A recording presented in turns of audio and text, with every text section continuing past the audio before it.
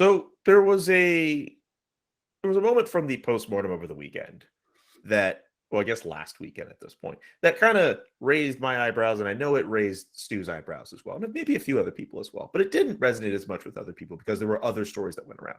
But Martin St. Louis, we expect him to be back as head coach next year, but it doesn't look as if he wants to make any changes to his assistant coaches. That I find very interesting. Stu, were you surprised? I'm sure you were surprised at that. Yes and no. Okay.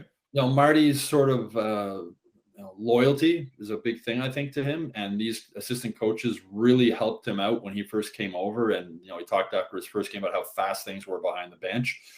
And even if he was planning to make coaching changes, I don't think that was where he was going to announce it. But, Letowski really helped him. Luke Richardson's a former teammate, really helped him.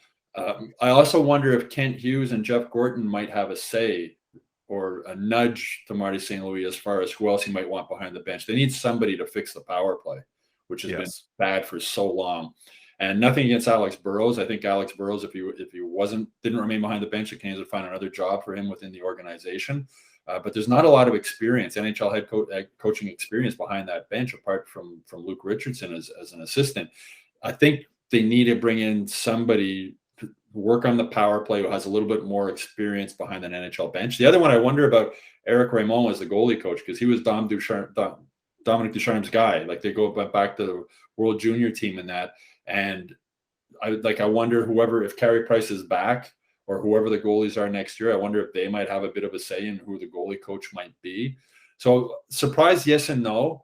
But I also wouldn't be surprised if there are maybe some coaching changes before next season, after Marty St. Louis sits down with Jeff Gorton and Kent Hughes and they come up with what they want to do next season. Okay. And I agree with Stu. Oh, sorry. I agree with Stu. No, please go ahead. With the power play. Look, even if you go back to pre-Alex Burrows, Kirk Muller couldn't get the power play to go either. And that, with all respect to Kirk, and it's not just obviously the power play coach's fault if it doesn't work, but at some point you have to make a change. There was a bump when Burrows came on board, across the board, right? Not just, when Dom came too, they came together. They played better. The power play was a little better, but it has to be fixed. And I'm not surprised that Martin said that. I would be surprised if everybody is in place coming back. Luke Richardson they should do whatever they can to hang on to him. He's excellent at what he does. I'm not saying that Burrows isn't, but that's for so many years now, we've been talking about the power play has to get better. I hadn't thought about Eric Raymond, Stu, but I wonder how much.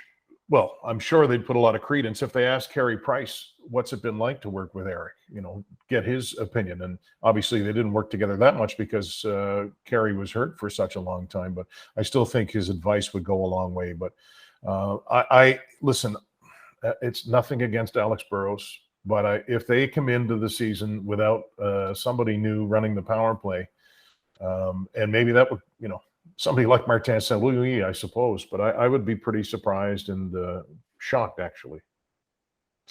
Yeah, and these guys all have another 2 years on their contracts. That can be not a big deal, but it is a deal. But the bottom line here is Martin St. Louis is the one that faces the music on a daily basis. He basically decides which guys he'd like to work with. He had a taste to work with these guys, and he felt confident knowing that they can work together. The results obviously were not there that they hoped to get.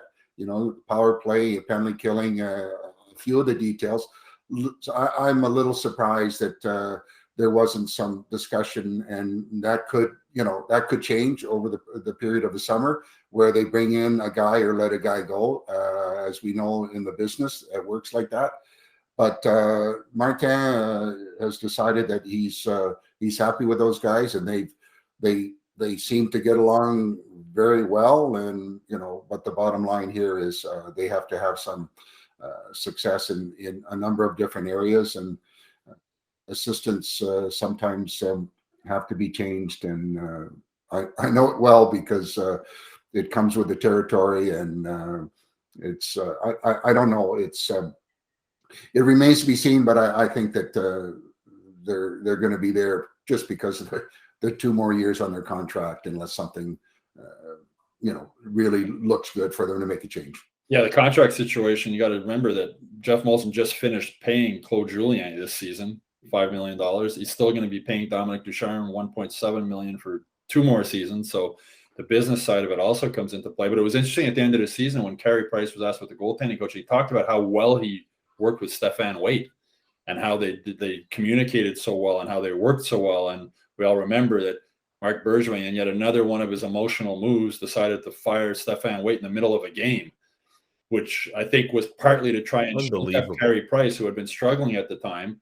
And once again, Marc Bergevin letting his emotions get the best of him and telling Stéphane Waite in the second intermission that he was fired and to clear his stuff and get out of the Bell Center.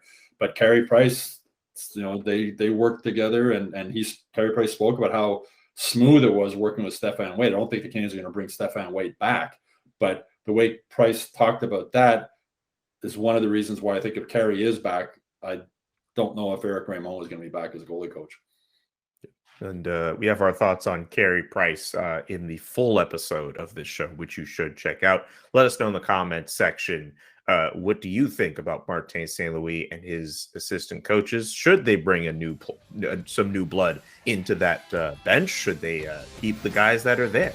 Let us know in the comments. Subscribe to the show on YouTube as well. Subscribe to the Hockey Inside Out newsletter. MontrealGazette.com/newsletters is the place to go to do that. And of course, HockeyInsideOut.com is the place to go to watch full episodes.